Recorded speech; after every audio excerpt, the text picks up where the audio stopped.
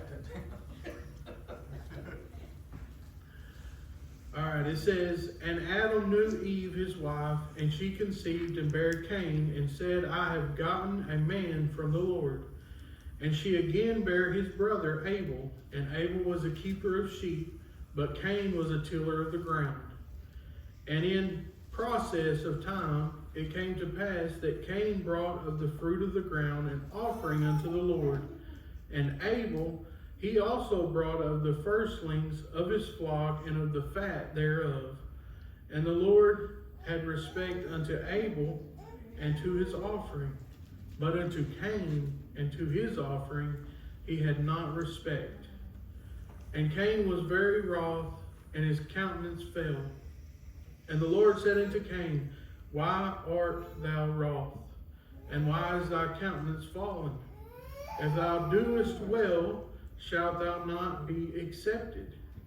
And if thou doest not well, sin lieth at the door, and unto thee shall be his desire, and thou shalt rule over him. And Cain talked with Abel his brother, and it came to pass when they were in the field that Cain rose up against Abel his brother and slew him. And the Lord said unto Cain, Where is Abel thy brother? And he said, I know not, am I my brother's keeper? And he said, What hast thou done? The voice of thy brother's blood cried unto me from the ground. And now art thou cursed from the earth, which hath opened his mouth to receive thy brother's blood from thy hand. When thou tillest the ground, it shall not henceforth yield unto thee her strength. A fugitive and a vagabond shalt thou be in the earth. And Cain said unto the Lord, My punishment is greater than I can bear. Behold, thou hast driven me out this day from the face of the earth, and from thy face shall I be hid. And I shall be a fugitive and a vagabond in the earth. And it shall come to pass that every one that findeth me shall slay me. And the Lord said unto him, Therefore whosoever slayeth Cain, vengeance shall be taken on him sevenfold. And the Lord set a mark upon Cain, lest any find him should kill him. You know, this is the first real act of evil that was ever recorded on the face of the earth. It was a bad one. And but you know, in the beginning, when Adam and Eve were created, they knew no sin. They had committed no sin, and they knew no sin. But because of that one day, that serpent, the devil, came in, worked his way into their lives, and caused them to commit a sin. The only sin, as far as I've read, and as far as I understand, the only sin that they could have committed was eating of the tree. And you know what's so strange is we have a world full of sin. So many sinful acts nowadays that a person can commit. But during the time of Cain and Abel, there was only one sin that they could commit. And that was eating from the tree of the knowledge of good and evil. But the devil worked his way in, and he convinced them to commit that one sin. The one sin that they were warned about, that they knew about. And that's what brought about all of this. It's what brought about the death of Abel. The first major evil sin that had been committed on the earth. All of that led to this. It says that Eve bore Cain and said, I have acquired a man from the Lord. I have been given a man from the Lord. The name Cain basically meant, I've got him, or here he is. That's kind of different from the definitions of names that we normally see from the Bible.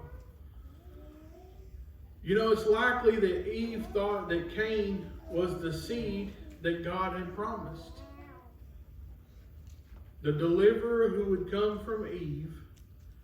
There is a sense in which Eve said, I have the man from the Lord. I have been given the man from the Lord. And it says, the Bible tells us, it says a man from the Lord. You know, Eve had faith to believe that the little baby she held would become a man. No baby had ever been born before. It is possible Adam and Eve wondered if their descendants would come forth from fully mature as they did. You know, sometimes you think back at those things and you look back, if you was in Adam's shoes, you see Adam wasn't born as a baby. He was created full-grown adult.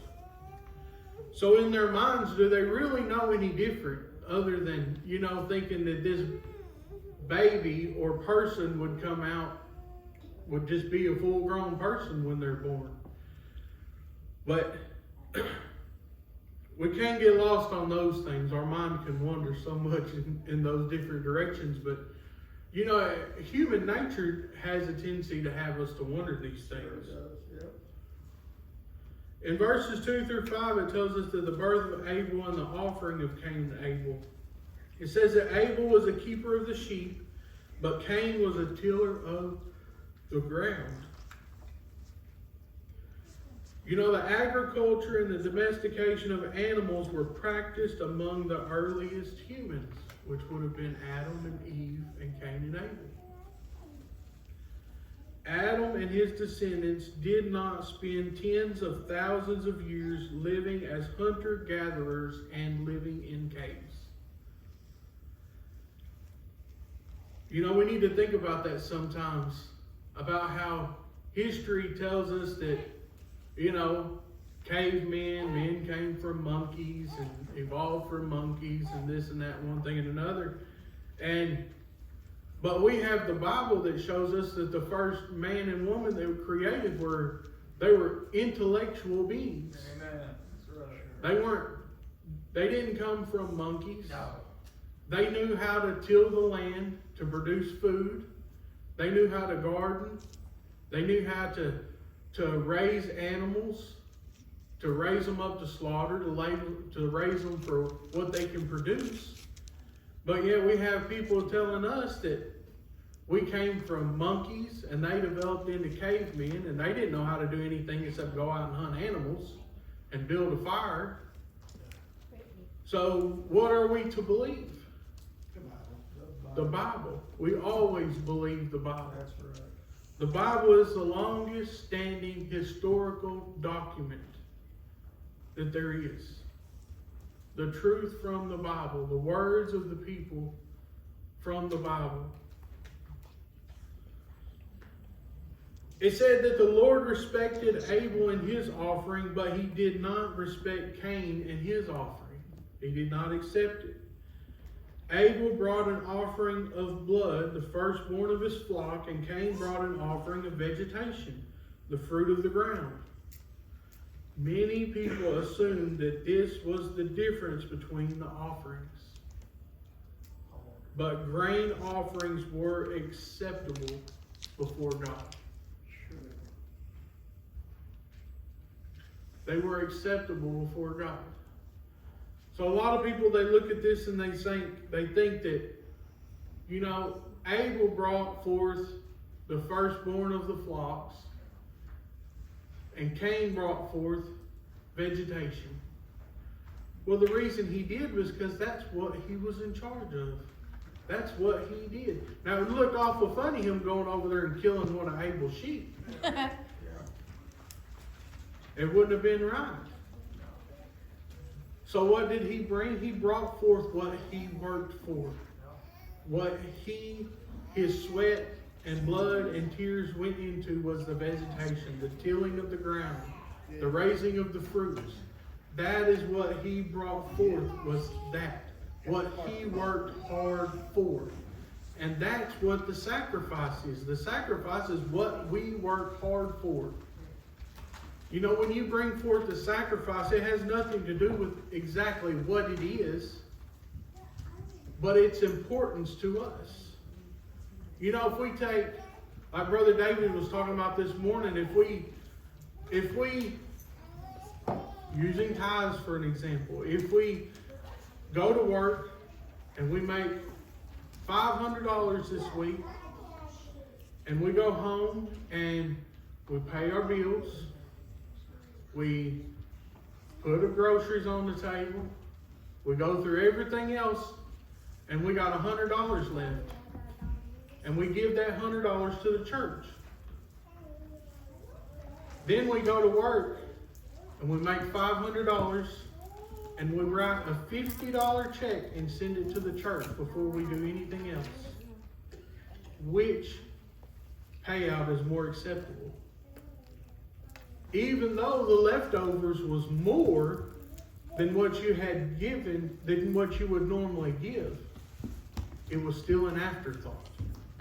It's not always about how much we give, but the intentions behind it. Everything that we do, God knows our intentions. Whatever we do, it's the intentions behind what we do that matters.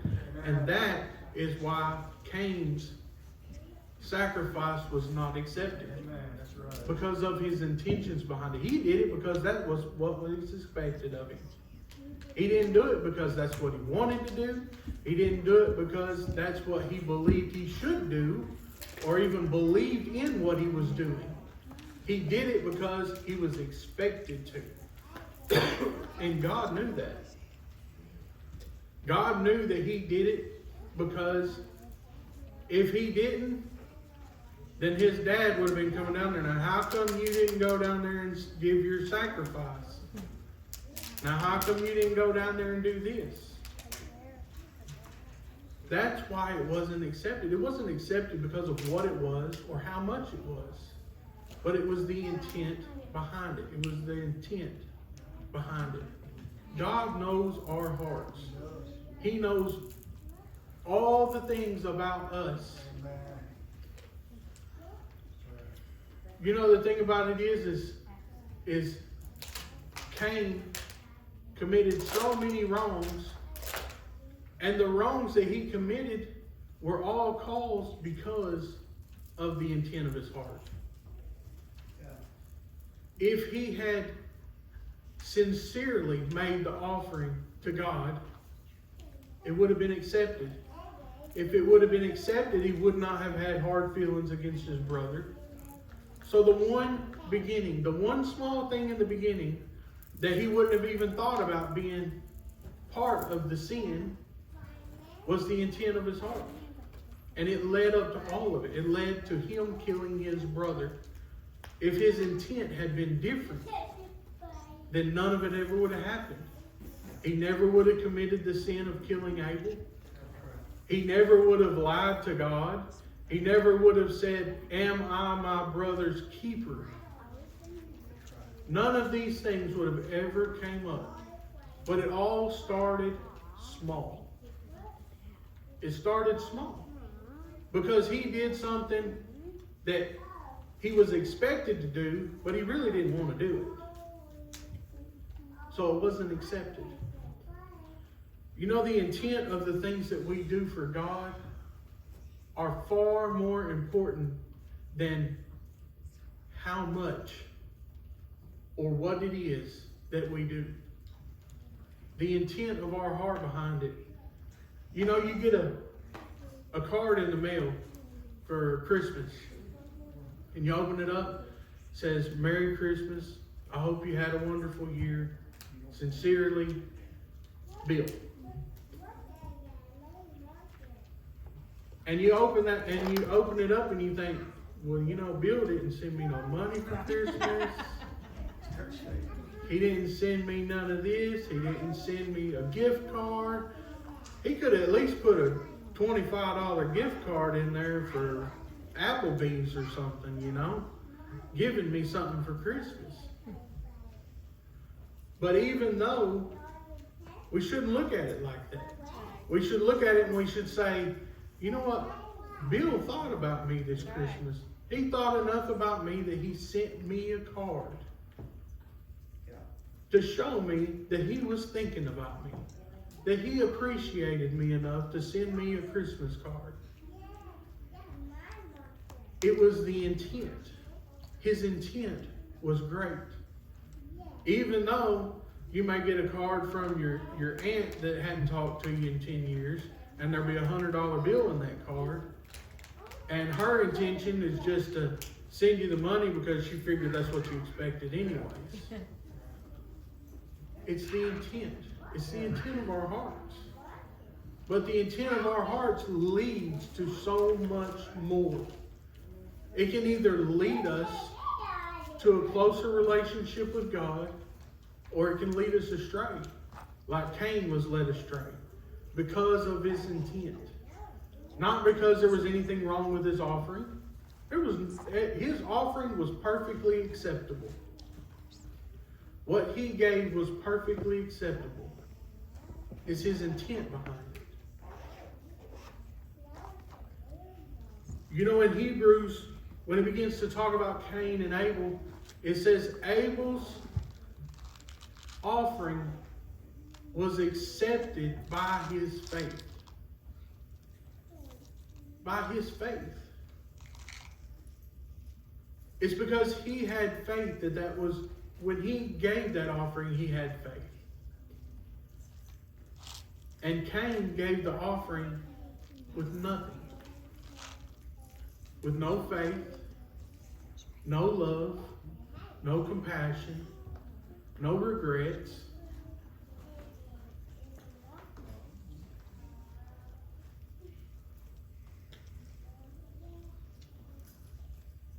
And then he decides that he's going to complain when he's cursed.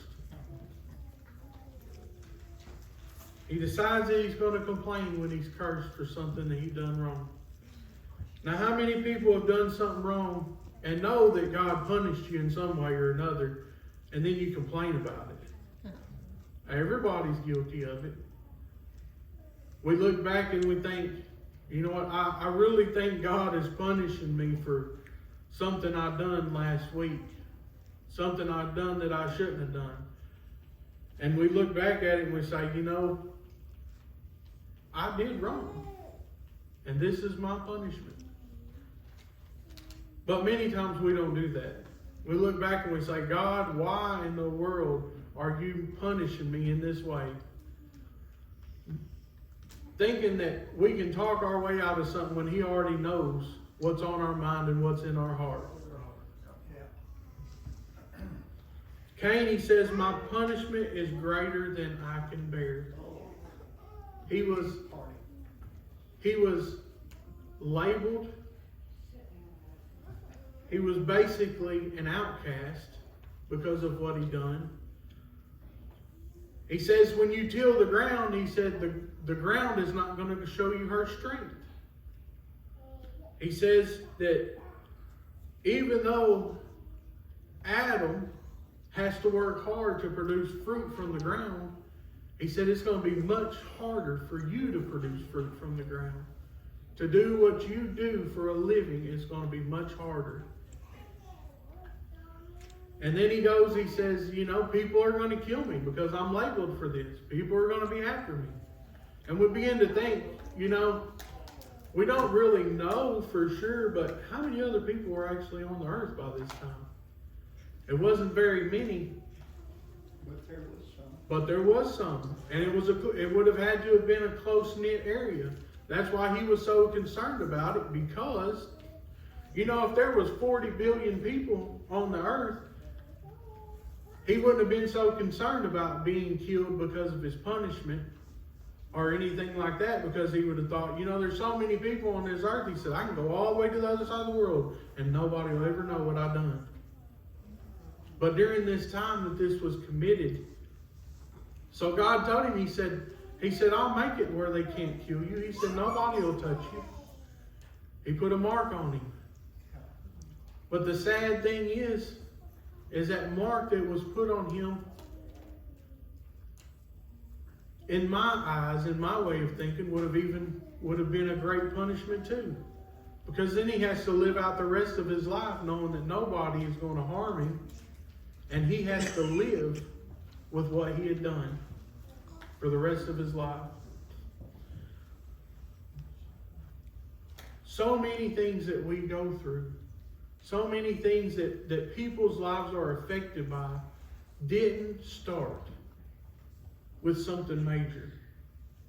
It didn't start with something major. It started with something small. It started with the intent of a person's heart. You know, when you see on the news about somebody robbing the store down the road, well, it didn't start there. It didn't start with a major issue like holding a gun to somebody and robbing them. It didn't start there. It started somewhere else. And it started when they didn't even realize it. So we have to be so careful, especially in the world that we live in today, because the devil can sneak in, he can move in. The first sin that was ever committed was coerced by the devil. The first sin that was ever committed was coerced by the devil. And every sin after that, in some way, shape, or form, is coerced by the devil. So we have to watch what we do, what we allow into our lives. And I know people have heard this from me a million times. We have to watch what we watch, what we listen to. That's right. The people we are around. That is true. The company that we keep. All the things that we allow into our lives. You know, the Bible tells us, he says, basically we can eat whatever we want to because it's going to go into our stomach. We can take in the physical things, whatever we want to, basically, because it goes directly into our stomach. But it's the other things that we have to watch out for. The things that make it to our heart. It's the things that make it to our heart that can alter the intention that we have. They can alter the intention that we have. You know what? This blessing box is fresh, it's new. Now, somebody can come by and put a bunch of canned foods and all kinds of stuff in there because they feel they're obligated to fill that box up. Or somebody can come by and they can put food in that box because they love the people so much that they don't want them to be hungry. Now, who has the greater intentions? And that's what we have to watch out for, the intentions. Because that's what started the first major act of evil in the Bible was intentions. The intentions of his heart.